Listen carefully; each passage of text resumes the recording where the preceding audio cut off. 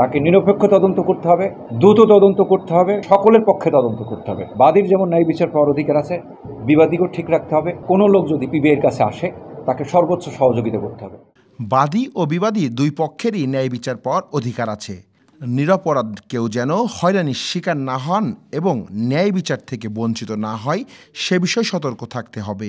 PBI প্রধান বনজ কুমার মজুমদার শুক্রবার যশোরে সাংবাদিকদের সাথে এক মত বিনিময় সভায় একথা বলেছেন। অপরাধ করবেন, পার পাবেন, সেইটি পিবিআইতে হবে না। এইটি কারো ক্ষমতা নাই যে পিবিআইকে কনভিন্স করবে যে এই মামলার প্রমাণিত হয়েছে, এই আসামিকে বাদ দাও, এই আসামিকে নাও। এই ক্ষমতা কাউকে আমি দেই না। এ সময় পিবিআই কর্মকর্তাদের উদ্দেশ্যে মামলা তদন্তে সততা, নিষ্ঠা ও মামলার সঠিক রহস্য উদ্ঘাটনপূর্বক গুণগত মান ধরে রাখা এবং নির্ভুল তদন্ত রিপোর্ট প্রদান করার বিষয়ে নির্দেশনা প্রদান করেন। মত বিনিময় সভায় স্বাগত বক্তব্য দেন পিবিআই যশোরের পুলিশ সুপার রেশমা শারমিন। এ সভায় আরও উপস্থিত ছিলেন Khulna PBI police super Naimul Hasan ও যশোরের অতিরিক্ত পুলিশ সুপার ফিরোজ কবির সহ পিবিআই যশোরের সকল কর্মকর্তাবৃন্দ। এর আগে পিবিআই কর্মকর্তাদের সাথে মত বিনিময় করেন পিবিআই প্রধান।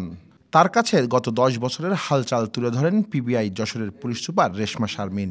পরিসংখ্যানে উঠে আসে গত 10 বছরে সিআর ও জিআর সহ মোট ৬,৯৯৪টি মামলা তদন্তের দায়িত্ব পেয়েছে পিবিআই। এর মধ্যে ৬,৬৪০টি মামলার তদন্ত নিষ্পত্তি করেছে তারা, যা অভাবনীয় সাফল্য বলে মন্তব্য করেন পিবিআই প্রধান বনজ কুমার মজুমদার। এছাড়া সকালে তিনি যশোরের পুলিশ সুপার কার্যালয় পরিদর্শন করেন।